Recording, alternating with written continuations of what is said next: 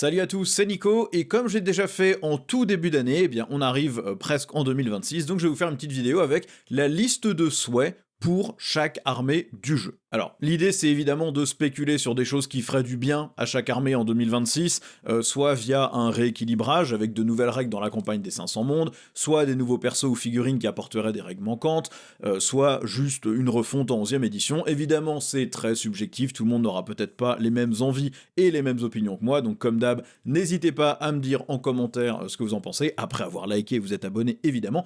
Il y a des évidences pour certaines armées, les vieilles figurines à refaire pour certaines vieilles gammes, des armées à qui manque une demi-gamme, on essaiera d'éviter au maximum ce genre d'évidence ici, parce que sinon on va juste se répéter d'année en année. Évidemment, tout le monde aura des souhaits différents, chacun pour leur armée, donc mettez ça en commentaire si vous n'êtes pas d'accord avec ce que j'ai dit. On va commencer par les sœurs de bataille. Pour moi, le truc qui doit changer dans cette armée, c'est l'obligation de jouer Morvenval et ses parangons. L'armée, elle a plusieurs détachements qui sont fun, en compétitif, il y en a peut-être pas 60, mais jouable sur table, il y en a un paquet. Il y a une gamme qui fonctionne bien, qui est assez riche. Le problème, c'est que toute l'édition, le gros combo automatique que tu prends systématiquement dans toutes tes listes Sister, c'est Morvenval et les parangons, parce que le combo est juste indispensable, il est trop fort. Vous avez la relance des touches et des blessures à chaque fois que l'unité fait une attaque, y compris Morvenval.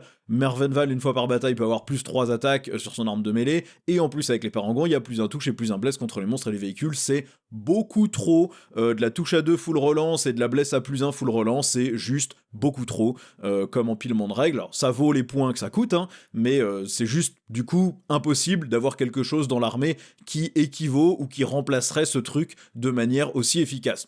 Il faut améliorer la variété des listes, soit en rendant un des tanks beaucoup plus efficace contre les gros. Là, vous avez le Castigator et vous avez comment il s'appelle, celui avec l'orgue, qui du coup, en fait, remplissent tous les deux à peu près le même rôle et sont pas efficaces en fait contre les gros chars, les gros profils, les chevaliers impériaux, chevaliers du chaos, primarques démons et autres. Donc il faut leur donner une autre manière de gérer ce genre de truc et casser ce combo qui est beaucoup trop fort. Alors, il faut pas juste le nerfer sans rien donner à côté, parce que sinon l'armée marche plus, il faut trouver une pièce de remplacement pour ce combo, et du coup permettre aux gens de peut-être moins jouer ce pack-là, toujours le jouer, il faut toujours que ça soit intéressant, mais il faut pas que ça soit le truc automatique. Je pense que s'il y a bien un truc à changer dans l'armée, c'est bien ça, parce que là j'ai jamais vu une liste sœur de bataille sur table qui ne jouait pas Morvenval et les parangons depuis le début de l'édition, c'est quand même pas nickel niveau équilibrage. Au niveau des custodes, je pense que le principal ce serait de donner du fun à l'armée, hein. Alors c'est assez subjectif, peut-être que certains d'entre vous jouent custo et s'amusent beaucoup avec. Moi je trouve qu'on est sur une armée qui est assez barbante et extrêmement répétitive à chaque partie, hein. Il y avait même un des créateurs de contenu principaux, je crois que c'était Reginolds, qui ne parlait que des custos. Le mec a carrément arrêté Warhammer 40 000 en 10ème édition, parce que finalement jouer custo en 10ème édition, on s'emmerde.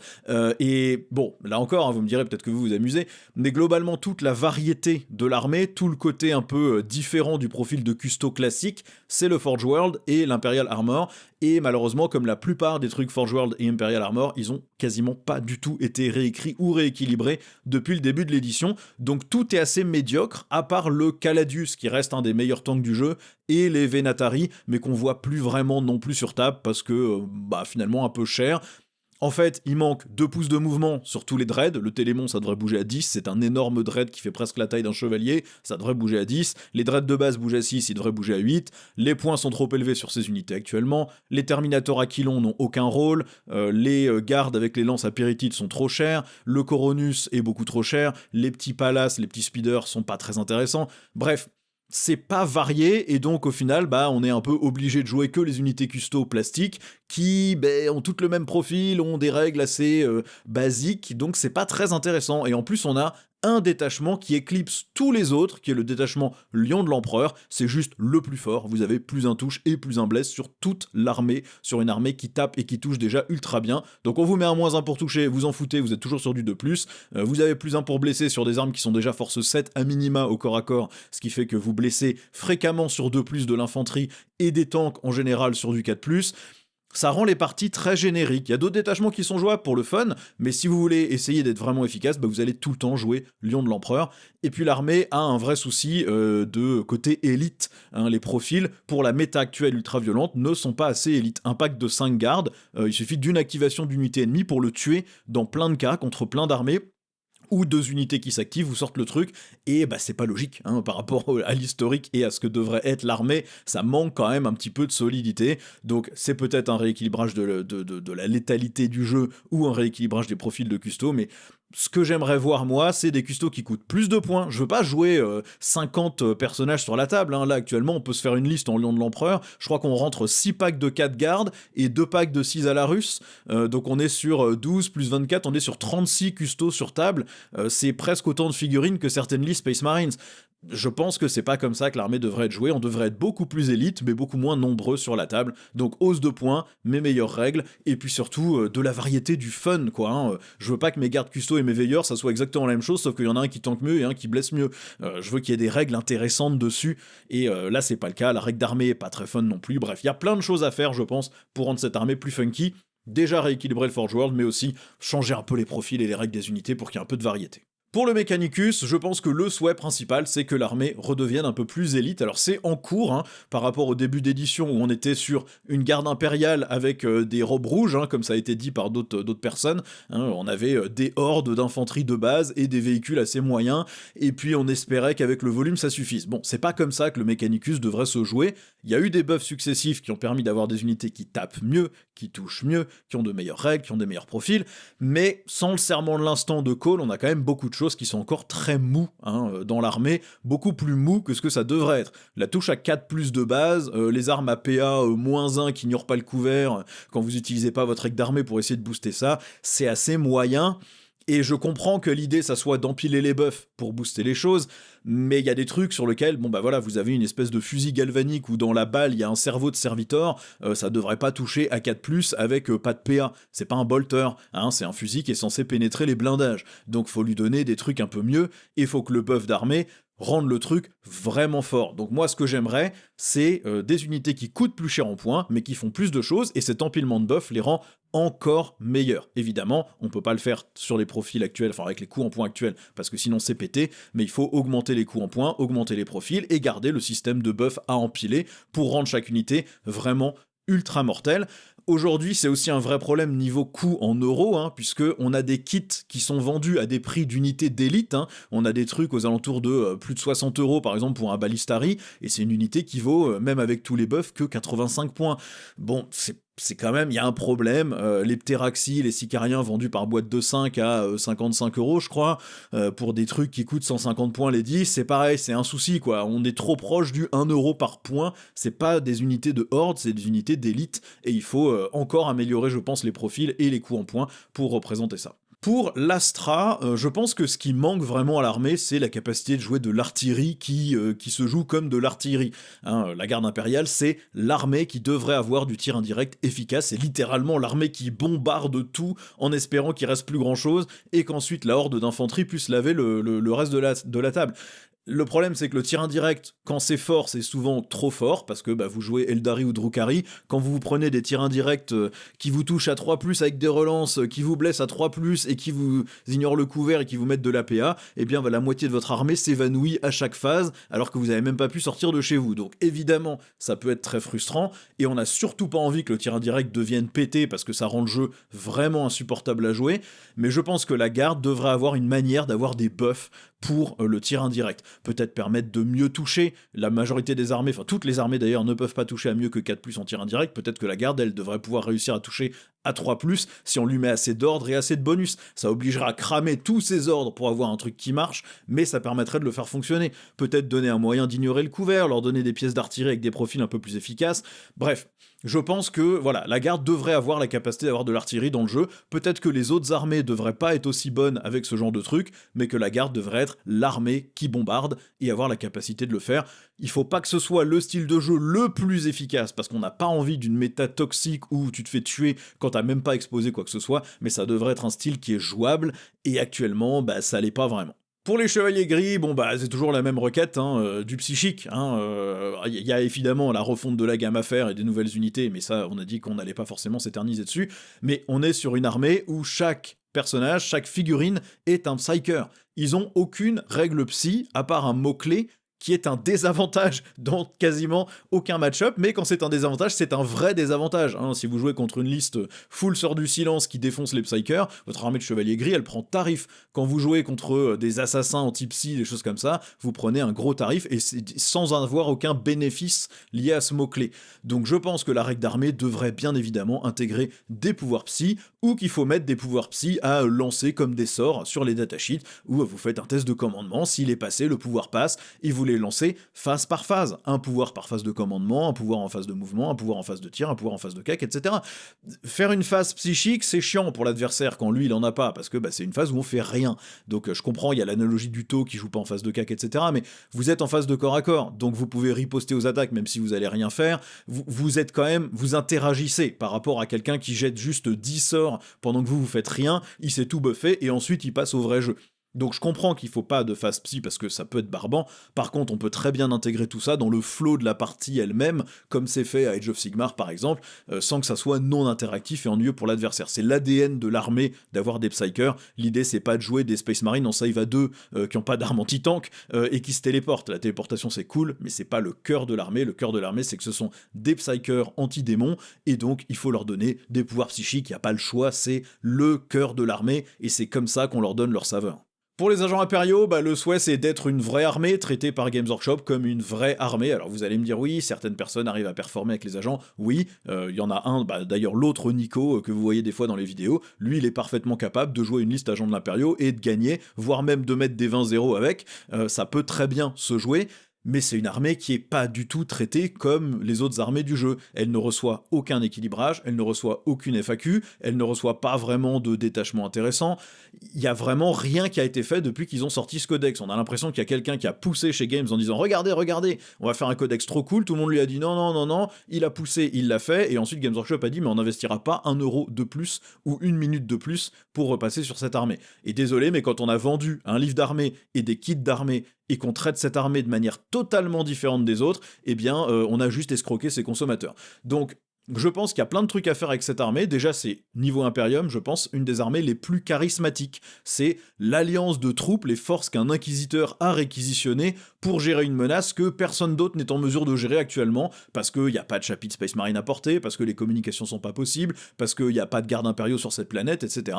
C'est fun, c'est fluff, c'est génial, ça devrait pas être juste un codex allié, ça devrait être une armée à part entière. Et donc il leur faut une vraie règle d'armée. Je pense qu'il leur faut la capacité d'avoir des unités de toutes les armées de l'Imperium, allier des Space Marines, pour peut-être une hausse de coût en points, allier des custos pour certains points. Il y a un truc à faire, quoi. C'est pas une armée qui devrait juste être alliable dans d'autres armées, c'est une armée qui devrait avoir la capacité de prendre des unités d'autres armées. L'Inquisiteur, il a réquisitionné un pack de gardes custo, un pack de Terminator Chevalier Gris, une kill team de la Death Watch, une vraie kill team, pas juste les vétérans, une kill team Indomitor. Il a réquisitionné un char sort de bataille ou une unité de sort de bataille. Enfin, il y a plein de trucs qu'on peut aller chercher là-dedans, et vous n'avez pas besoin de créer des datasheets spéciales pour le codex agent de l'Imperium. Vous avez juste besoin de leur écrire des règles très correctes et éventuellement de leur donner des coups en points spécifiques pour chaque unité qu'ils ont droit d'allier. Si jamais vous vous rendez compte que c'est trop fort de rajouter une kill team Indomitor, même s'ils n'auraient pas leur règle d'armée à eux, et bien dans ce cas-là, vous leur augmentez le coup en points spécifiquement pour cette armée. Ça peut être compliqué à équilibrer, mais on ne demande pas d'avoir accès à toutes les fiches d'unités de toutes les armées Imperium, juste une sélection beaucoup plus large que ce qui existe, et puis les petites kill teams qui existent déjà, qui sont super charismatiques et super cool.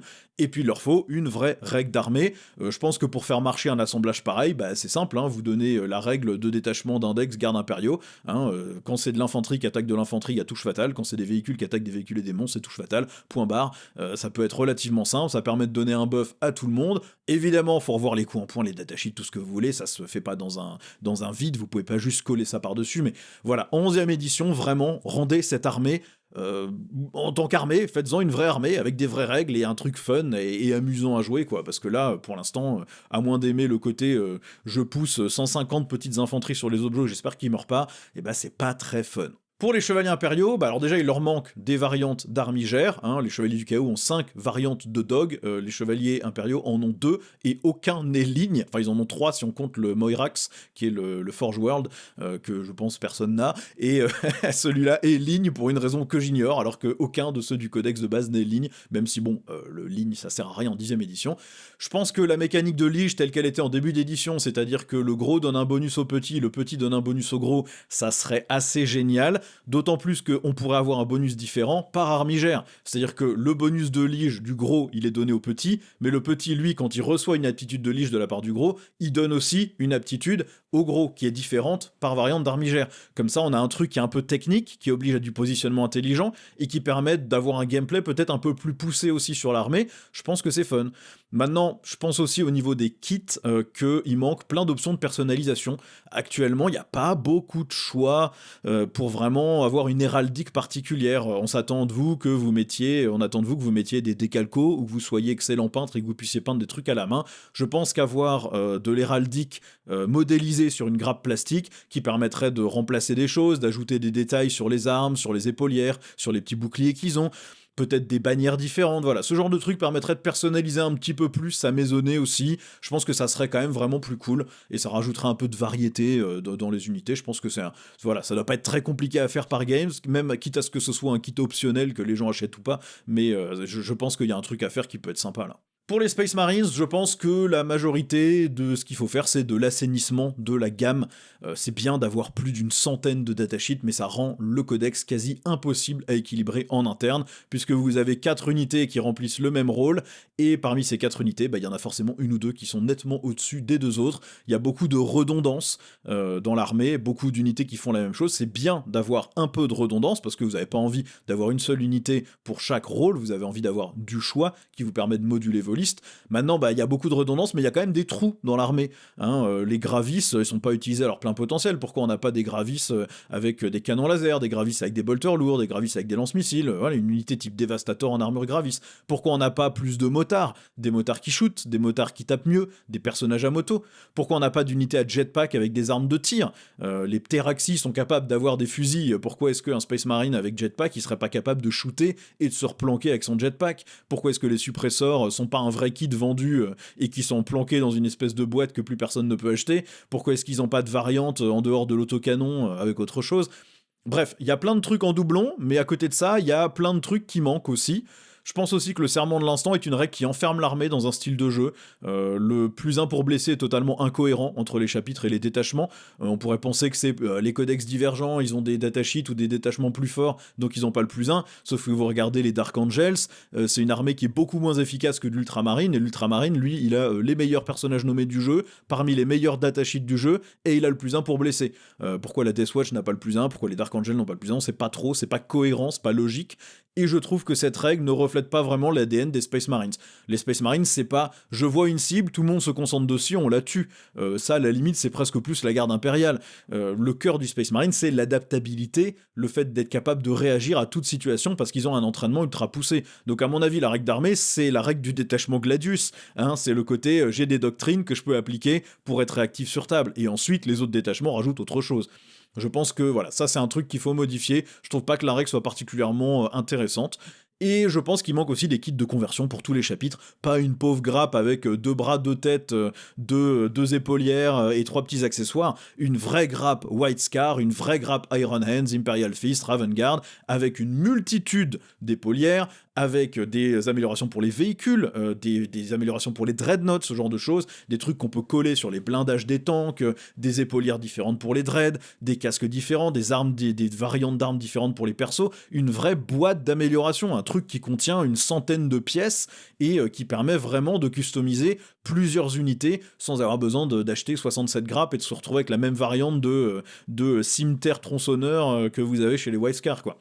Je pense que ça, c'est vraiment indispensable, et ça permettrait peut-être aussi de limiter la perception négative des Primaris en mode ils sont trop génériques, ils sont trop science-fiction, on retrouve pas le côté un peu ancien chevalier en armure. On pourrait récupérer ça avec ce genre de grappe d'amélioration, et honnêtement, je pense que ça se vendrait pas trop mal, donc je pense pas que ça soit un gros risque de produire ça. Bon, pour la Death Watch, je pense que le souhait c'est d'être une vraie armée avec un vrai codex. Bon, s'ils veulent les mettre en agents de l'Imperium, il y a aucun souci, mais dans ce cas-là, vous leur mettez toutes les kill teams, vous leur mettez une vraie règle d'armée, et vous leur donnez la capacité d'allier des unités Space Marines qui profiteront aussi de la règle d'armée, merci beaucoup. Soit vous en refaites un supplément Space Marine avec leur propre détachement, leur propre règle d'armée, pas le serment de l'instant, une vraie règle à la Death Watch. Il manque aussi des unités, kill team à moto, il y en a plus, c'est un peu dommage. Il manque des véhicules spécifiques aussi de la Death Watch qui pourrait être intéressant. C'est pas forcément quelque chose dont on entend trop parler dans le lore. La Death Watch c'est plus une armée de kill team d'infanterie, mais pourquoi ne pas avoir une ou deux variantes de véhicules comme les Black Templars peuvent avoir, qui sont dédiés à la Death Watch. Peut-être une vraie boîte d'amélioration aussi, hein, là encore, parce que la grappe d'amélioration qui existait jusqu'à un certain temps, je sais même pas si elle est encore vendue, elle a pas d'épaulire pour des Terminators, elle a pas de variante d'armes spéciale, le torse qui est dedans il va plus parce que maintenant on est sur du Primaris et donc ça marche pas dedans. Bref, avoir une vraie boîte d'amélioration avec plein d'épaulières, des armes spéciales, des remplacements pour plein de kits, et peut-être ce qui manque pour faire les kill teams proprement, parce que là actuellement par exemple, vous voulez faire une kill team Indomitor, vous avez le droit de mettre 2 bolters lourds, mais vous avez entre guillemets, vous allez souvent ne prendre que 3 Marines Gravis en mode intercesseur lourd. Donc vous achetez qu'une boîte d'intercesseur lourd, mais du coup vous avez qu'un seul bolter lourd. Donc vous pouvez pas modéliser le deuxième. Donc avoir une boîte d'amélioration qui vous permet de rajouter ce genre de truc, ça serait pas teubé non plus. Mais évidemment c'est dans l'optique où l'armée serait maintenue comme une vraie armée, ce qui n'est pas garanti. Pour les Black Templars, je pense que c'est plutôt au niveau des règles qu'il y a des choses à apporter. D'abord, de meilleurs détachements, puisqu'actuellement les Black Templars, tout le monde les joue en Gladius ou en Stormlance, quasiment personne ne joue les détachements Black Templars. Il y a eu un moment le détachement motorisé qui était sorti pas mal, mais clairement, pour du fun, les détachements Black Templars sont jouables. Pour de l'optimisé ou du compétitif, c'est pas du tout le cas.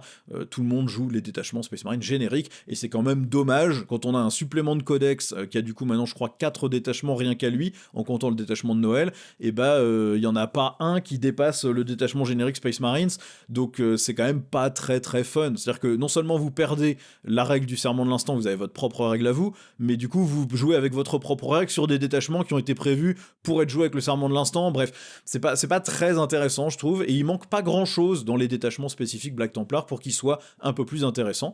Et je pense aussi que la règle d'armée doit être équilibrée, parce que je trouve ça super qu'il leur ait donné autre chose que le serment de l'instant. J'ai vu des commentaires disant oui, personne veut les jouer parce que le serment de l'instant c'est pas bon, parce qu'ils ont pas le serment de l'instant. Je suis pas d'accord, le plus 1 pour blesser c'est mieux que le serment de l'instant, parce que votre plus 1 pour blesser il s'applique à toute votre armée tout le temps, hein, c'est toutes les unités quand ils tapent avec une force inférieure ou égale, ce qui fait que dans la majorité des cas avec vos unités, vous allez de toute façon blesser à 3+, et si vous deviez blesser à moins bien que 3+, eh bien vous allez vous retrouver à blesser à 4 tout le temps, donc quasiment tout le temps. Donc c'est vraiment ultra fort comme règle. Le problème c'est que du coup le plus 1 pour blesser il est tellement fort que les autres options on les prend pas, alors que le côté je peux faire sticky objectif avec toute mon armée, il y a des choses cool, mais qui sont pas aussi fortes que juste je tue mon adversaire. Pourquoi je vais m'embêter à essayer de mieux contrôler les objectifs quand je peux prendre un gros bonus et tout tuer? Forcément ça n'a pas de sens. Donc je pense qu'il faut booster un peu les autres vœux pour qu'ils soient plus intéressants, et rendre justement le fait d'avoir cette règle divergente plus cool, de donner du choix, de la variété. Pour les Blood Angels, je pense qu'il leur faut, comme les Black Templars, une règle d'armée à eux. Il serait beaucoup plus intéressant en remplaçant le serment de l'instant par autre chose. Hein, on en a déjà parlé dans une vidéo sur les Space Marines, une règle qui représente la rage noire, la soif rouge, et qui vous permettent d'avoir des bonus, comme ils l'ont fait dans le dernier détachement finalement. Hein, ce que j'avais proposé moi dans ma vidéo sur les Space Marines, c'est quasiment exactement ce qu'ils ont proposé dans le nouveau détachement Blood Angels, où vous pouvez vous auto-ébranler pour avoir de meilleurs bonus au corps à corps quand vous cédez à la soif rouge. On est sur le même genre de mécanique. Évidemment, ça demande un rééquilibrage complet, hein, des détachements, des unités, hein. Quand on change une règle d'armée, faut tout changer, donc c'est sans doute pas un truc qu'on verra en 10ème édition, mais je pense que ça sera intéressant que chaque chapitre divergent ait sa propre règle d'armée. Il leur faut bien sûr les vrais kits Compagnie de la Mort, on va pas s'éterniser dessus, mais c'est quand même inacceptable que cette unité spéciale soit représentée par 3 petits bouts d'amélioration et le fait de peindre des croix rouges, ça craint. Moi quand j'ai commencé à jouer en 3ème édition, les Blood Angels avaient des figurines en métal pour représenter la Compagnie de la Mort. Vous allez pas me faire croire qu'aujourd'hui Games Workshop, qui a grandi fois 25 000, est pas capable de produire un kit plastique, surtout quand on est capable de faire des kits chasseurs gris, Space Wolf, etc. On peut très bien faire des kits Compagnie de la Mort.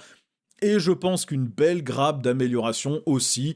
Ils en ont fait une pour les Blood Angels, qui est pas mal, mais là encore, on manque de morceaux pour les véhicules, on manque de trappes d'accès pour des véhicules, on manque d'emblèmes, on manque de casques spéciaux, d'armes bizarres, un peu plus ornées, un peu plus travaillées, enfin voilà, des pièces qui permettent de vraiment customiser. Mais allez-y franco, mettez des remplacements pour les jambières des intercesseurs, des trucs qui ne vont pas sur toutes les figurines de toute votre armée, mais qui permettent d'avoir certaines figurines un petit peu plus customisées. Je pense que ça serait quand même sympa. C'est dommage de devoir recourir à de l'impression 3D en résine pour ajouter des détails et rendre vos Blood Angels plus Blood Angels. Ça devrait déjà être représenté correctement par l'éditeur du jeu, je pense. Pour les Space Wolves, même remarque, une règle d'armée à eux, ils sont presque encore plus divergents dans leur structure et tout, donc ils devraient avoir une règle d'armée à eux, et pas juste le serment de l'instant. Et puis je pense qu'il faut que Games Workshop se décide sur est-ce que c'est un chapitre divergent, et donc dans ce cas-là ils ont vraiment des règles à eux, un truc différent, ou est-ce que c'est des Space Marines? Parce que actuellement ils dépendent de la règle d'armée Space Marines, ils peuvent jouer les détachements Space Marines, mais vous pouvez faire rejoindre aucune des unités Space Wolf par un perso Space Marine générique, à part dans le nouveau détachement où il y a un capitaine Terminator qui peut rejoindre un pack de Terminator.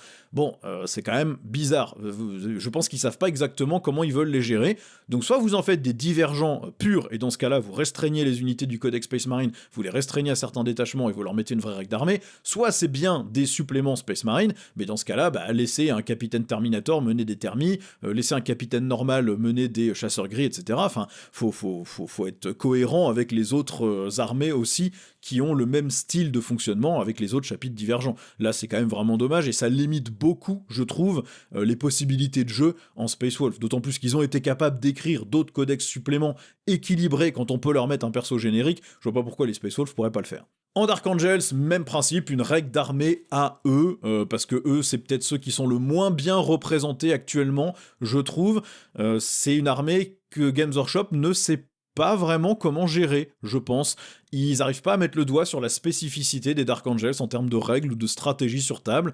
Ils essaient de représenter les trois vagues de l'armée, la Ravenwing, la Deathwing et la Greenwing, on va dire, de manière un peu différente, via des détachements, mais ça devrait pas être au niveau des détachements, ça devrait être au niveau de la règle d'armée, ça devrait être au niveau des fiches d'unité, et tout ça, je pense qu'il faut repasser dessus.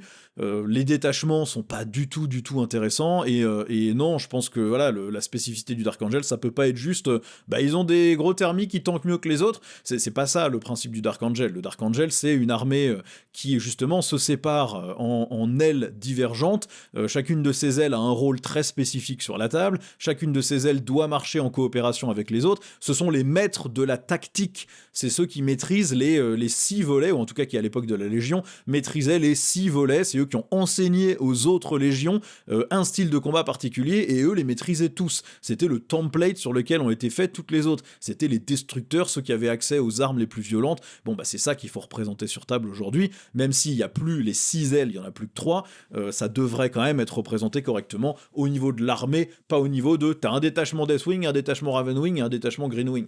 Ça, c'est pas comme ça que l'armée doit fonctionner, je pense. Au niveau des Eldar, je pense que le souhait majeur de l'armée, c'est de trouver une manière de la rendre à la fois jouable par les débutants, et aussi qui garde le plafond de compétences élevées de l'armée. C'est une armée qui a beaucoup d'astuces de mouvement, qui a des fiches d'unité très très fortes, et qui, dans des mains expertes, est parfois complètement pétée. Mais c'est aussi une armée qui, si elle est jouée par un débutant ou quelqu'un qui joue occasionnellement et qui n'est pas un expert du jeu, ou qui n'a pas envie de se prendre le chou avec des mesures au demi-pouce près, une armée qui peut des fois être difficile à jouer et compliquée. Donc c'est bien d'avoir des armées de techniciens, des armées compliquées, mais en même temps, le problème c'est que l'armée elle est équilibrée sur la base seulement des joueurs qui sont très très bons.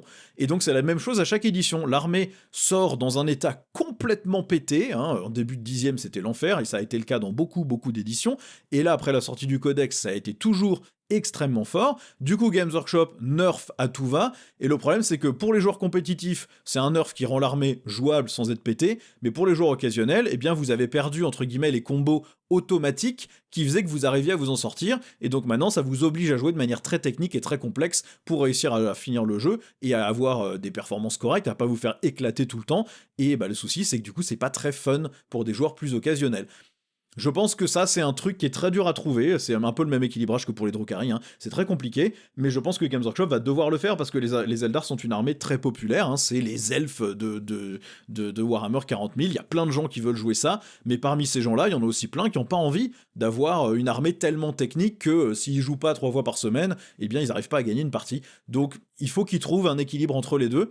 Je pense aussi que le volet Inari et Harlequin doivent être revus, hein. Les Inari, c'est la seule piste d'évolution des Eldar qu'on a dans le lore de Warhammer 40 000, et Games Workshop l'a plus ou moins abandonné. Je pense qu'il faut redonner de l'importance à cet aspect de l'armée, sans forcément dépendre d'Yvrain et d'autres personnages nommés. Je pense qu'on devrait pouvoir jouer de l'Inari sans des persos nommés, avec des règles correctes, peut-être pas que dans un seul détachement, peut-être permettre de jouer les unités Inari dans tous les détachements Eldar. Je pense que voilà, il y a des choses qui sont plus intéressantes à faire à mon avis. Et puis les Harlequins, c'est pareil, étendez la gamme, améliorez-moi ça, rajoutez des unités, faites un truc sympa. Que ça dépende du codex Eldari, parce qu'il y aura probablement jamais assez d'unités pour en faire une armée à part vraiment, je comprends, hein, quand l'armée se jouait toute seule, elle avait quand même qu'une dizaine de datasheets, bon, ok, c'est un peu léger.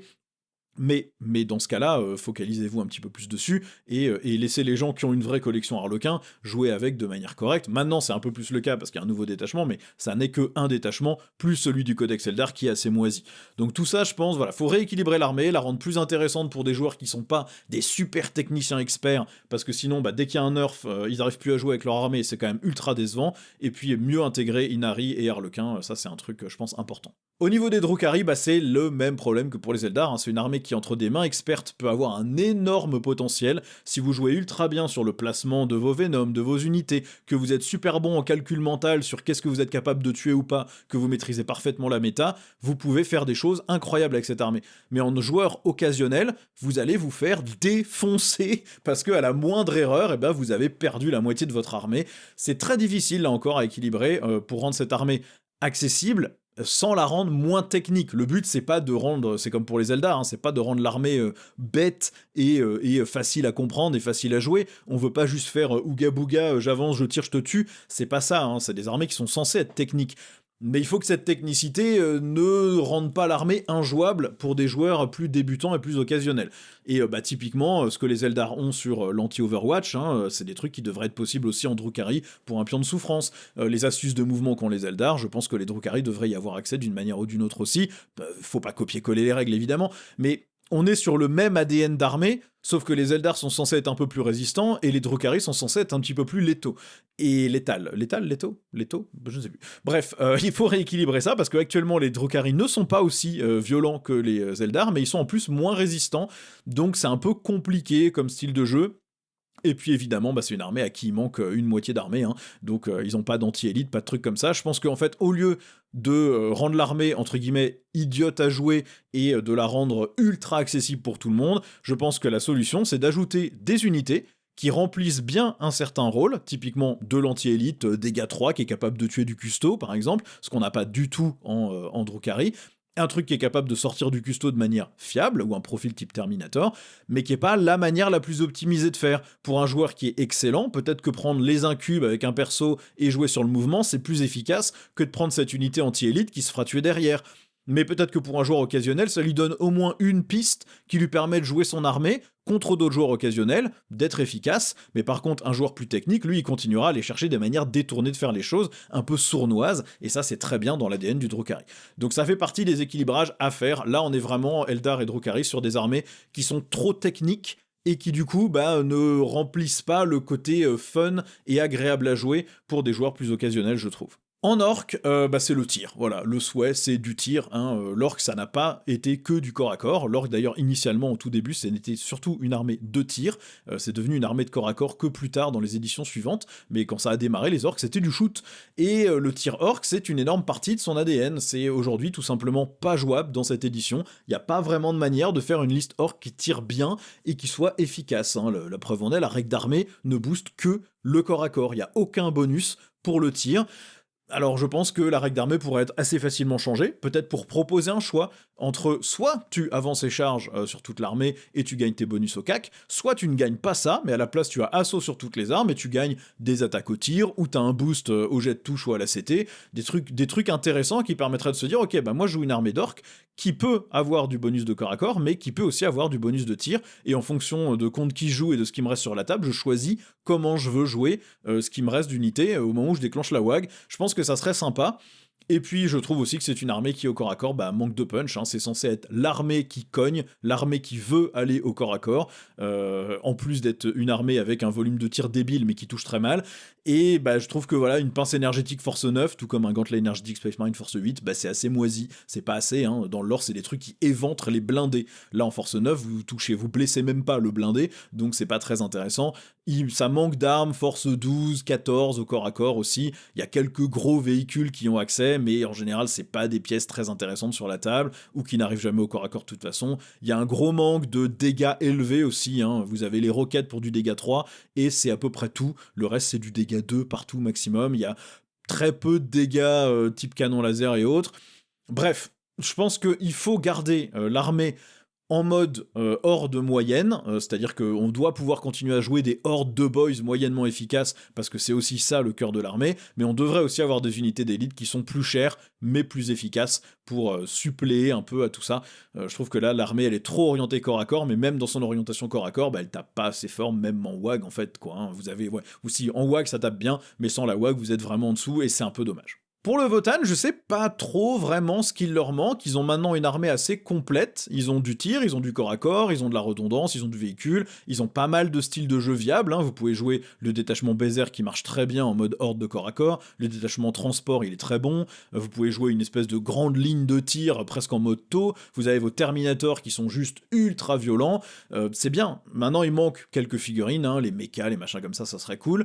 Peut-être surtout ce qui leur manque, c'est du lore en fait, pour que les gens s'attachent un peu plus à l'armée. C'est une armée qui est très très peu couverte au niveau des livres et de l'historique. Je crois que de mémoire, ils ont qu'un seul bouquin Black Library, qui est le Serment du Hokal, qui est un très bon livre, hein, que j'ai lu. Alors moi, je m'intéresse pas du tout au Votann d'habitude. C'est une armée qui, bon, l'historique pourquoi pas, mais l'esthétique et le style de jeu me parlent pas plus que ça. Je n'ai jamais été un fan des nains dans aucun univers, mais j'ai voulu lire le bouquin justement pour en apprendre plus sur comment ils sont structurés, comment ils fonctionnent. Et le bouquin est très bien. Il vous apprend vraiment plein de choses sur le concept effectivement de rancune et d'honneur assez classique sur les nains, mais aussi sur leur système très capitaliste, très orienté profit, prêt à trahir leurs alliés d'hier parce que finalement ils considèrent que s'ils restent alliés avec eux, ils vont faire moins de profit. Il y a plein de trucs intéressants et je pense que c'est peut-être ça qui manque aussi à l'armée, un peu plus de développement dans le lore en fait, leur donner plus de place dans l'historique et plus de place dans l'univers aussi. C'est une faction qui est très jeune, hein, donc il y a encore du temps pour le faire, mais je trouve que c'est peut-être ça qui leur manque plus que vraiment du gameplay ou des figurines. Au niveau des tyrannides, je pense que le souhait majeur de l'armée, c'est de réorienter l'armée sur une grosse force de mêlée, surtout au niveau des monstres. Le potentiel de dégâts au corps à corps que les gros monstres ont n'est pas du tout au niveau attendu. Hein, quand on se représente les tyrannides, on voit une espèce de horde de petits insectes qui sont pas très efficaces, mais qui noient l'adversaire sous la masse, et derrière, des énormes trucs qui avancent, qui crachent de l'acide, qui découpent tout avec des pinces gigantesques. Et sur la table, c'est pas vraiment le cas. Vous avez bien vos hordes de figurines qui sont plutôt plus efficaces que ce qu'on pourrait penser, parce que des Ormagaunt qui tapent bien fort avec le bonus de force en synapse et tout, finalement c'est plus efficace que ce qu'on pense. Mais par contre, les gros monstres sont toujours en dessous en termes de potentiel de dégâts. Ils sont plus là pour se mettre sur un objet, tanker les gros tirs pendant que le reste de l'armée essaie d'occuper l'adversaire. Donc, l'armée fonctionne, elle est jouable, il y a plein de styles de jeu, c'est une armée qui est fun, mais je pense pas qu'elle représente vraiment ce que la majorité des joueurs tyrannides s'imaginent. On leur a donné des règles qui sont plus en mode contrôle de table, ébranlement, gestion du scoring sur la table, et c'est pas vraiment une armée très létale. Et je pense que quand on pense aux tyrannides, on pense pas à une armée qui cherche à occuper des positions, accomplir des actions stratégiques sur le champ de bataille. C'est une armée qui veut tout bouffer pour assimiler de la biomasse et repartir sur la planète d'après pour tout rebouffer. Donc le côté létal devrait être mieux représenté que le côté je contrôle la table et je t'empêche de la contrôler. Donc je pense que c'est peut-être ça, il y a une petite déconnexion entre ce qu'on attend de l'armée et ce qu'elle fait sur table en 10ème édition. Au niveau des Kuljin Stealers, je pense que c'est une armée qui est un peu piégée par sa mécanique de résurgence. Le côté j'ai une unité qui meurt, je peux en faire revenir un certain nombre dans la partie. C'est une mécanique qui est dure à équilibrer, on l'a vu, hein, soit on la rend aléatoire, mais dans ce cas-là, il y a des parties où vous ramenez peu de points parce que vous n'avez pas eu de chance sur vos jets de dés et du coup votre armée fonctionne pas très bien, ou alors c'est stable comme maintenant avec un nombre de points fixe, mais du coup on perd pas mal de fun aussi sur ce côté-là, parce que certes c'est plus prévisible, mais du coup c'est aussi moins amusant. Et pourquoi avoir orienté l'armée là-dessus, au lieu juste de permettre de jouer plus de figurines? Bon, c'est sans doute pour éviter que l'armée coûte ultra cher, parce que si vous baissez les coûts en points de chaque unité, et que vous permettez d'en jouer 3 unités de plus comme ce que vos points de résurgence vous permettent, et vous vous retrouvez à devoir payer encore plus cher pour aligner une armée qui est déjà extrêmement onéreuse. Mais je pense qu'il y a peut-être autre chose à leur donner comme règles, des règles liées à l'embuscade justement, le côté je frappe et je me recache, vous avez des unités très très fragiles, ou si on les attrape on les bute, mais du coup la difficulté ça devrait être dans le fait de les attraper, donc avoir une espèce de mobilité, peut-être justement utiliser des espèces de jetons d'embuscade pour pouvoir rebouger après avoir tiré, vous rendre un peu plus insaisissable, au prix peut-être du contrôle des objectifs, mais en protégeant vos unités. Je pense qu'il y a un autre gameplay à trouver que le côté ça revient en permanence, qui est intéressant aussi, hein, mais qui est peut-être pas la meilleure manière de représenter le côté guérilla urbaine.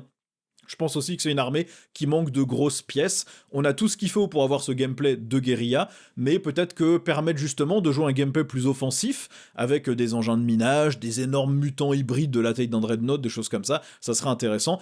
Et je pense aussi que c'est une armée qui gagnerait à pouvoir jouer dans n'importe quel détachement des alliés de la garde impériale, des alliés des tyrannides, hein, que vous puissiez choisir d'avoir, je sais pas, quelques petites bestioles tyrannides en alliés, et puis peut-être quelques gardes impériaux traficotés, pas juste dans un seul détachement, mais dans toute l'armée. Pourquoi en fait limiter ce fun-là à un détachement particulier?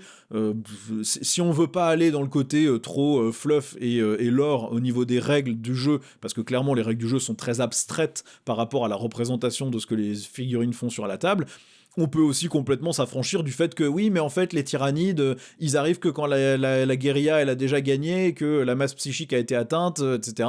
On peut s'affranchir de ça. On peut dire que on représente la bataille comme on a envie de la représenter, avec un Carnifex allié, et puis des gardes impériaux renégats avec un Lehman Russ. Et puis comme ça, on comble les trous de l'armée avec ça, et on leur donne un coup en point spécifique en tant qu'allié, pour être sûr que ça soit équilibrable. Et puis voilà, c'est pas un vrai problème, et je pense que ça serait fun, et que ça rajouterait de la variété aussi à l'armée. Pour les Nécrons, alors c'est une armée que je vois beaucoup de gens qualifier d'ennuyeuse à jouer, surtout d'ailleurs par des joueurs Nécrons, hein. Moi je sais que dans mon groupe de jeu, tous ceux qui jouent Nécrons, ils adorent l'armée, mais ils trouvent qu'on s'emmerde un peu en 10ème édition, qu'après l'avoir joué beaucoup, ça manque un peu de variété. Alors ça fonctionne, c'est équilibré, quasiment toutes les figurines sont jouables, surtout si vous jouez sur un côté amical ou occasionnel. Les détachements sont pas mauvais, mais il y a rien de vraiment folichon, il y a rien qui est vraiment l'éclate dans l'armée, niveau règles ou niveau unité. Alors peut-être qu'il faut réviser les règles des cétanes, des ctanes, katanes, comme vous voulez le dire, pour transformer certains plutôt en totems qui buffent et qui donnent des capacités vraiment spéciales à l'armée, plutôt que d'être des figurines très égoïstes qui sont là pour tanker ou pour taper. Il y a peut-être des choses à voir là-dessus, justement. Peut-être qu'avec la refonte du Nightbringer, on aura peut-être d'autres figurines qui seront refaites et qui auront des datasheets différentes. Je pense qu'il y a peut-être besoin d'une petite extension de gamme, justement, pour donner un côté plus fifou, plus de canoptech, pour avoir un côté vraiment très insecte mécanique chelou qui enrichirait aussi un peu la gamme et à qui on peut donner des règles assez marrantes. Peut-être étendre justement la gamme sur tout ce qui est les dépeceurs et le virus qui les affecte, avec d'autres unités qui seraient affectées par ce virus et qui auraient du coup des règles un peu plus dingo aussi. Ça permettrait peut-être de donner un petit peu plus de what the fuck à l'armée et d'être un peu moins sur la légion mort-vivante assez basique finalement, et donc donner peut-être un peu plus de fun à l'armée. Je sais pas trop comment on peut corriger ce défaut de après avoir joué 10 parties, on s'emmerde. Je sais pas trop comment vraiment corriger ça. Au niveau de l'Empire Tau, je pense que c'est une armée qui bénéficierait beaucoup d'avoir plus de réactivité dans le tour adverse. C'est une armée qui joue sur une seule phase, la phase de tir, enfin on va dire sur 2 phases, phase de mouvement et phase de tir, et qui ensuite attend. Donc en gros, votre tour il est fini à la fin de votre phase de shoot. Des fois vous faites une charge pour un tank shock ou pour engluer l'adversaire, mais globalement vous espérez jamais tuer grand chose au corps à corps. Et ensuite vous avez la phase de mouvement adverse, la phase de tir adverse, la phase de cac adverse, et ensuite votre phase de commandement, et vous recommencez à jouer. C'est un peu longuet, et Bah, je trouve que c'est une armée où on nous vend beaucoup justement tout ce code stratégique, hein, le Mondka, le Koyon, c'est des doctrines de chasse avancées, très réactives. On nous dit que Leto n'aime pas tenir des positions, il considère que faire un dernier carré autour d'un endroit, c'est l'échec absolu de la stratégie du commandement. Ils s'en foutent de tenir les objectifs tant qu'ils peuvent attirer l'adversaire dans le piège ou avoir une meilleure position de tir. Donc pourquoi pas représenter ça sur table. Pourquoi pas donner plus de règles de sticky objectif, hein, le fait de garder le contrôle même quand on part d'un objet. Comme ça, on montre bien le fait que l'armée s'en moque de tenir un emplacement spécifique, qu'elle est capable d'attirer l'adversaire dans un piège et d'ensuite d'agir sur ce piège, peut-être donner plus de mouvements réactifs quand l'adversaire s'approche, plus de mouvements après le tir. Ça peut passer par un système un peu comme le Battle Focus des Eldar, hein, avec des espèces de jetons de stratégie guerrière, et puis si vous jouez en Mondka ou en Koyon, vous avez plus ou moins de certains jetons. Par exemple, vous pouvez utiliser une fois par tour un mouvement réactif n'importe où sur l'armée, une fois par tour un je bouge, je tire, je rebouge, une fois par tour un deuxième Overwatch, et peut-être que quand vous jouez dans certains détachements, vous pouvez utiliser certains de ces événements un peu plus et certains de ces événements un peu moins. Et ensuite, vous avez votre kit de stratagème qui vous donne vos buffs sur vos unités au lieu de jouer sur la réaction. Je pense que c'est une armée qui, comme elle joue dans moins de phases que les autres, devrait avoir un petit peu plus d'interaction pendant le tour adverse. Et je pense qu'aussi, ça serait intéressant d'avoir une vraie représentation niveau règles des exo-armures. Les exo-armures, moi quand j'ai commencé à jouer en 3ème édition, c'était un truc très customisable. Vous aviez un certain nombre de points d'ancrage par figurine, et vous choisissiez si vous vouliez mettre un contrôleur de drone, un générateur de bouclier, une arme, une autre arme, des systèmes prototypes avancés, ce genre de trucs, et ça c'était très fun. Alors, la 10ème édition s'est vraiment éloignée de ça, ils ont plus envie de donner ce genre de customisation, c'est pour ça que maintenant les Crisis, c'est bien barbant avec 3 configurations que vous pouvez pas vraiment customiser, je trouve ça très dommage moi personnellement, mais aussi au niveau des règles, une exo-armure c'est juste un véhicule, avec une certaine valeur de mouvement. Et je trouve que c'est dommage, parce qu'il y a des règles intéressantes qu'on pourrait donner sur les exo-armures, et ça marcherait aussi très bien sur, par exemple, les parangons de Morvenval, ça pourrait aussi affecter, par exemple, les Dread Knight, l'exo-armure Invictor, etc. Bref, il y a plein de trucs qui pourraient être concernés par ces règles-là, mais leur donner un style de jeu particulier. C'est pas de l'infanterie, c'est pas des véhicules marcheurs, c'est des exo-armures. Alors quand on parle d'une exo-armure type la Riptide ou la Storm Surge qui devrait avoir le mot-clé exo-armure parce que c'est une exo-armure, là on est vraiment sur du véhicule, donc ok. Mais par contre les Crisis, les Broadside, il y a peut-être des choses à changer là-dessus, les parangons de Morvenval, il y a des trucs à faire je pense pour leur donner une saveur particulière sur la table qui pourrait être assez intéressante. Au niveau des Space Marines du chaos, je pense que ce qui leur manque vraiment, c'est la représentation des légions chaos universelles. Il n'y a pas de manière assez facile de bien représenter vos Night Lords en tant que Night Lords, vos Iron Warriors en tant que Iron Warriors, vos Word Bearers en tant que Word Bearers. Il faut une vraie boîte, comme pour les chapitres Space Marine, une vraie boîte d'amélioration avec des pièces qui permettent de customiser les tanks, des nouveaux casques, des nouvelles épaulières, des variantes d'armes plus décorées, des capes bizarres, des pièces d'amélioration, quoi, des trucs qui vous permettent de tripatouiller vos figurines et de représenter la légion que vous aimez jouer sur la table. Les légions monodieux, elles ont leur propre kit, les légions chaos universel ou juste renégate, elles devraient aussi avoir une manière d'être un petit peu plus emblématique sur table. Et puis, je pense aussi qu'il manque toute la représentation du côté renégat, non chaotique. La règle d'armée, c'est les pactes sombres, ça implique que toutes les armées de Space Marine traîtres sont vouées au dieu du chaos. Sauf qu'il y a la moitié des traîtres qui ne sont pas voués au dieu du chaos, qui veulent juste détruire l'Imperium, ou qui font appel à des possédés, et il y a certains Marines qui se sont voués au dieu du chaos, mais toute l'armée ne l'est pas. Donc on représente ces Space Marines voués au dieu du chaos par des règles sur les datasheets, par exemple les possédés, mais par contre l'armée devrait pouvoir aussi avoir une règle qui représente plutôt le côté renégat. Je trouve que ça c'est un peu dommage que ça ait été complètement dégagé dans cette édition.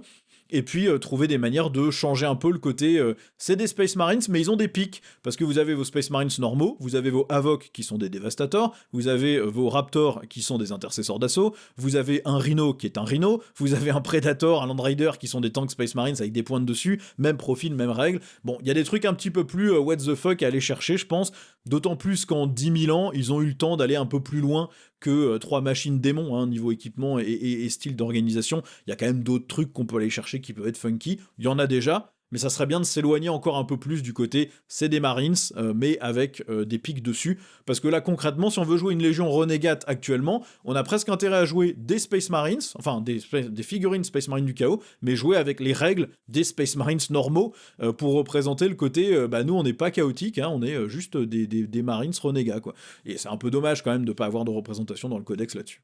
Au niveau de la Death Guard, là ça va être vrai pour toutes les légions monodieux. Donnez-nous la capacité de jouer des démons dans tous les détachements. Qu'est-ce que c'est que cette intégration complètement nulle que vous nous avez sortie en 10ème édition? Quand ils ont dit que les démons n'auraient pas de codex rien que pour eux, tout le monde s'est dit « Ah, enfin, ça veut dire qu'on va pouvoir jouer la Death Guard avec des démons de Nurgle, les World Eaters avec des démons de Khorne, et matcher un peu tout comme on veut, et mélanger les trucs. » Eh ben non, ils l'ont pas fait. Ils ont complètement loupé cette intégration en donnant un seul détachement qui, dans beaucoup de cas, est assez moyen, et seulement une partie des démons, même pas tous, avec des fiches d'unité pas ouf, des coups en poing pas ouf. Bref, assez décevant. Alors, on a vu, en Death Guard, il y a eu plein de listes avec le détachement démon, et puis plein de grands immondes, etc. Mais bon, c'est pas bien intégré, quoi. Pourquoi est-ce qu'on peut pas jouer tous les détachements avec des démons dedans? Et je pense qu'il y a aussi une règle d'armée à changer. Alors oui, Nurgle, c'est la peste, c'est la maladie, c'est la contagion et donc le debuff, mais ça, c'est plutôt les démons de Nurgle. La Death Guard, ça n'émet pas une espèce d'aura de contagion permanente, ça envoie des armes chimiques et ça balance des mutagènes et des trucs chaotiques dégueulasses. Mais quand on est à côté d'un Space Marine de Nurgle, on n'est pas automatiquement malade. On est malade parce qu'il nous pchit la tronche avec son, son produit Swiffer ultra infecté turbo mouche, mais c'est tout.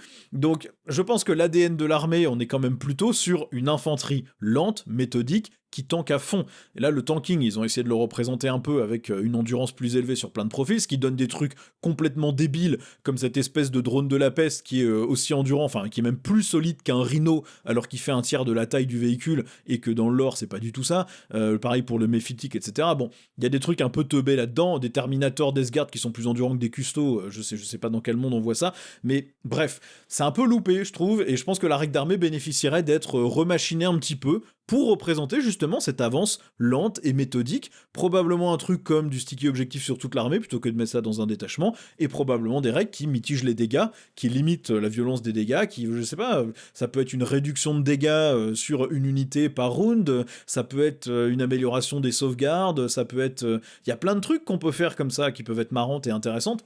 Et puis, je trouve personnellement que le debuff, c'est une règle qui n'est pas très fun, parce que vous, quand vous jouez la Death Guard, c'est pas une règle qui vous donne vraiment des bonus, sauf à combiner aura de contagion plus aptitude d'une unité, mais du coup, ça vous force à sauter à travers 3 cerceaux enflammés pour utiliser l'aptitude de votre unité. Et pour votre adversaire, en fait, il joue pas son armée, il joue une version moins bonne de son armée. Et donc, c'est pas très très fun non plus. Quand vous jouez Custo contre Death Guard, vous touchez à 3+, au lieu de 2+, et êtes endurance 5 au lieu de 6, ça casse les pieds, parce que vous êtes déjà pas assez élite, et vous êtes encore moins élite. Quand vous jouez une armée qui touche à 4, et que vous êtes autour de la Death Guard, et que vous mettez à toucher à 5, c'est vraiment insupportable, et c'est pas fun pour l'adversaire.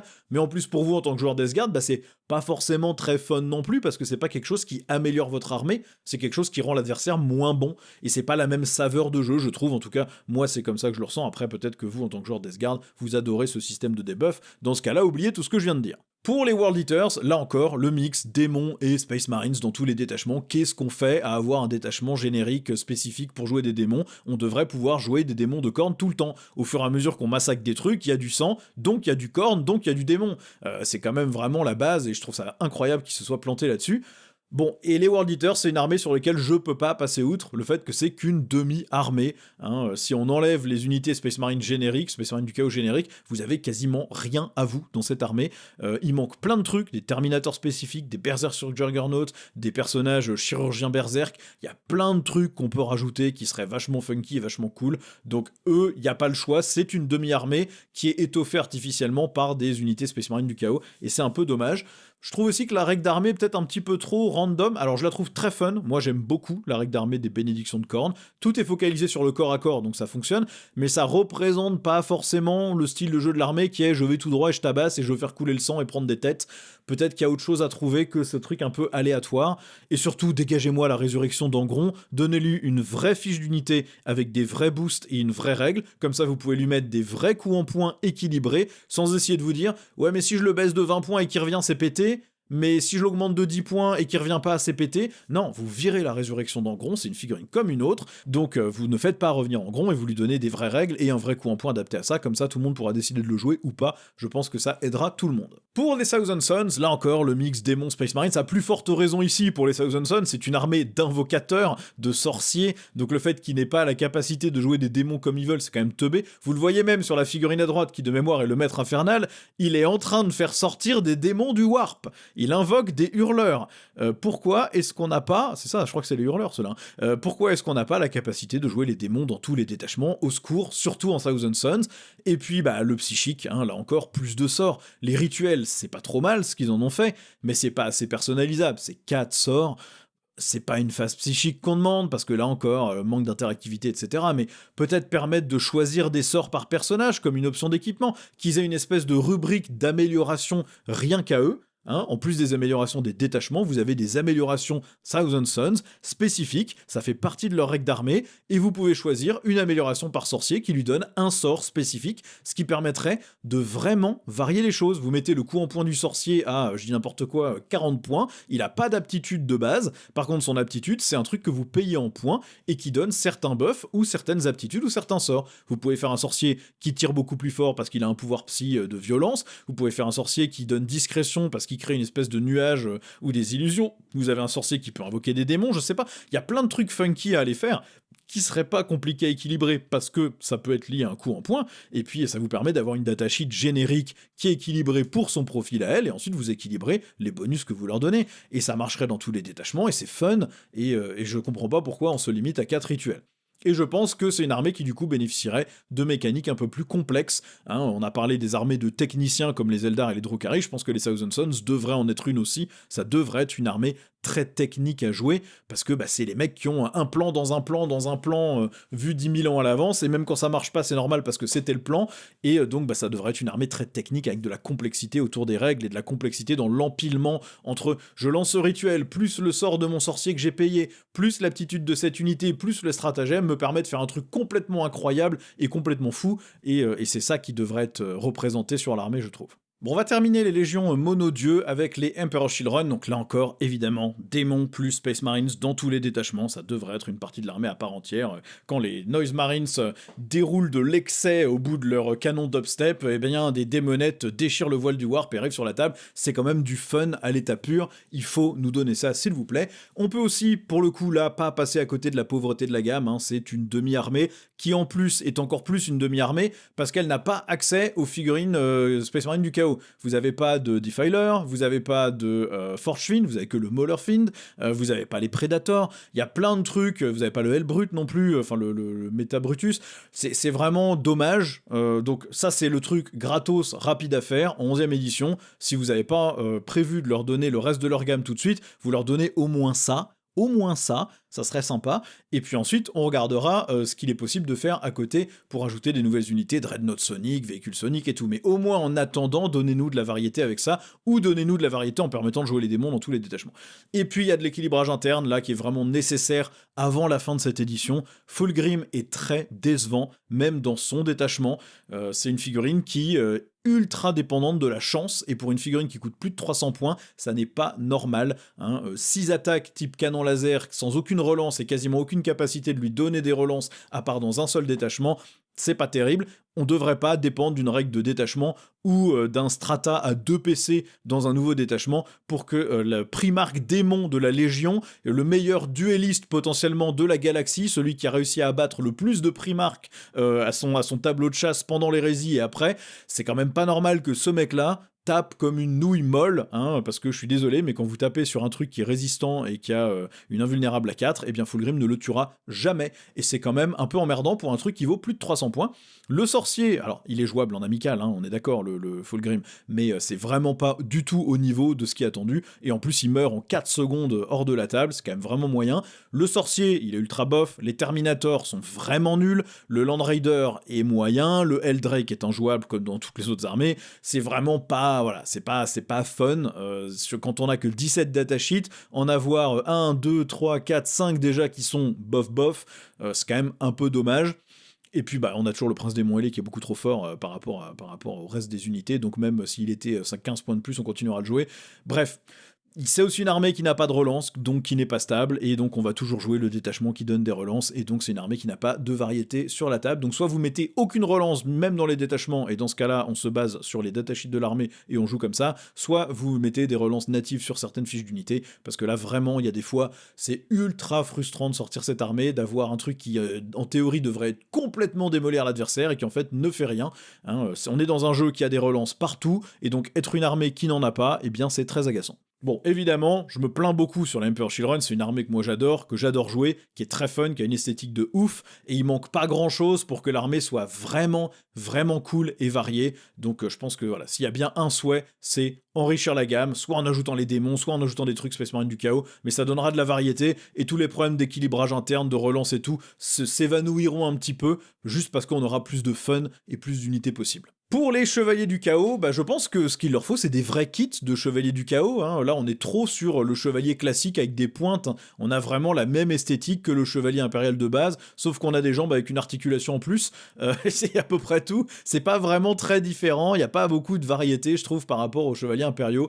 Je pense qu'il manque des trucs vraiment bizarres, quoi. Un kit de mutants. Il y a des Chevaliers du Chaos qui sont possédés par des démons. Donc, mettez de la chair sur le Chevalier, un peu comme une machine démon des Space Marines du Chaos, mettez des endroits où il y a de la chair qui a commencé à se former autour des mécanismes, mettez-leur 2 têtes, 3 bras, faites des trucs what the fuck, mettez, je sais pas, en mode centaure à 4 pattes, j'en sais rien, des trucs rigoles, quoi, vraiment variés, des machins vraiment différents sur la table. Et aussi, je pense que les Chevaliers du Chaos bénéficieraient beaucoup d'avoir la capacité de prendre dans leur armée des alliés. Non pas allier un Chevalier du Chaos à des Space Marines du Chaos, etc., mais allier des Space Marines du Chaos dans une armée Chevalier du Chaos. Donc pouvoir prendre une petite unité de légionnaires, prendre un véhicule Space Marine du Chaos, prendre, je sais pas, des Raptors, prendre, voilà, des choses comme ça, peut-être même jouer de la garde impériale en mode renégat, jouer des gardes renégats avec les règles des gardes impériaux, mais ça peut être des trucs rigolos, ça, qui permettent d'étoffer un peu le codex, d'offrir de la variété, et ça c'est gratos. Vous sélectionnez 5 ou 6 datasheets au total que vous pouvez jouer en allié, vous leur mettez un coup en point spécifique qui est du coup rééquilibrable, et voilà, et ça coûte vraiment pas cher à gérer, et c'est marrant. Et puis la règle d'armée de Chevalier du Chaos basée sur l'ébranlement.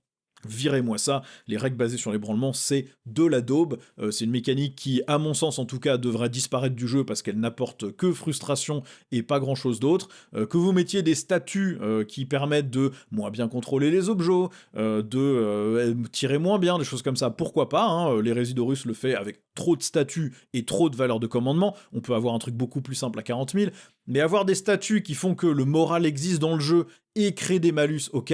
Par contre, une règle qui fait que sur un jet de dés, tu perds 5 points de victoire ou tu les perds pas, ça c'est naze. Vraiment c'est naze, c'est du random là où on ne veut pas de random, et donc c'est pas du tout amusant. Et du coup, avoir une règle d'armée qui est basée que là-dessus, c'est très narratif, c'est très fluff, mais c'est pas du tout fun à jouer contre, et parfois c'est pas du tout fun à jouer tout court quand on veut jouer cette armée-là. Donc je pense qu'il leur faut quelque chose qui leur soit propre et beaucoup plus intéressant que ça. Et on va finir sur les démons, où leur souhait principal, c'est de garder un codex, d'être une vraie armée. Bon, là, en l'occurrence, vous avez eu un codex qui est gratuit, hein, vous avez pas eu besoin de payer pour avoir tous les détachements, plus toutes les datasheets, plus de l'équilibrage. Donc on est pas mal. Maintenant, pour pérenniser un peu l'armée, ça serait bien quand même qu'elle soit traitée comme une armée, et donc avec un vrai codex.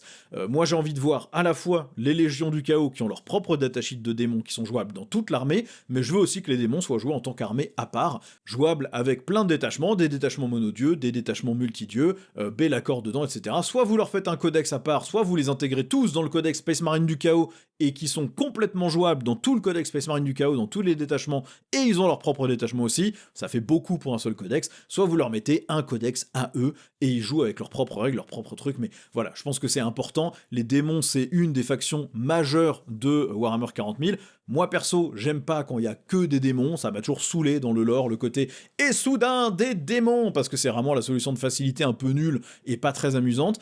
Maintenant, c'est quand même un truc emblématique, c'est le Warp, c'est le cœur de tout l'univers de Warhammer 40 000, ça explique toutes les décisions de toutes les races de la galaxie et toutes les misères qui arrivent à toutes les races de la galaxie. Donc c'est ultra important et ça ne peut pas disparaître du jeu, il faut absolument que ça reste, et donc si ça reste, il leur faut un codex à eux. Bref, je vais m'arrêter là pour toute cette liste de souhait de chaque armée. Évidemment, comme je l'ai dit, c'est très subjectif. Si vous n'êtes pas d'accord, dites-le en commentaire poliment, bien évidemment. Et si vous êtes d'accord, bah dites-le aussi. Vous savez où sont tous les boutons YouTube et pourquoi vous devriez cliquer dessus parce que ça aide vraiment la chaîne. Et si vous voulez nous soutenir encore plus que en cliquant sur des boutons, vous pouvez aller sur la page Tipeee. Vous avez à l'écran tous les tipeurs actuels qui nous soutiennent. Cet argent sert à financer uniquement du matos pour vous faire de meilleurs rapports de bataille, de meilleures vidéos avec l'autre Nico. Et donc tout ce que vous contribuerez là servira directement à payer pour tout ça. Et si vous voulez pas nous soutenir sur Tipeee mais que vous préférez faire vos emplettes, eh bien vous pouvez acheter sur My Hobby Place, et si vous sélectionnez la chaîne au moment de payer, non seulement vous aurez économisé des sous par rapport à Games Workshop, mais en plus nous, My Hobby Place nous versera une petite commission qui nous permet de continuer à faire ces vidéos. Merci à tous d'avoir regardé et je vous dis à la prochaine pour une nouvelle vidéo. Ciao!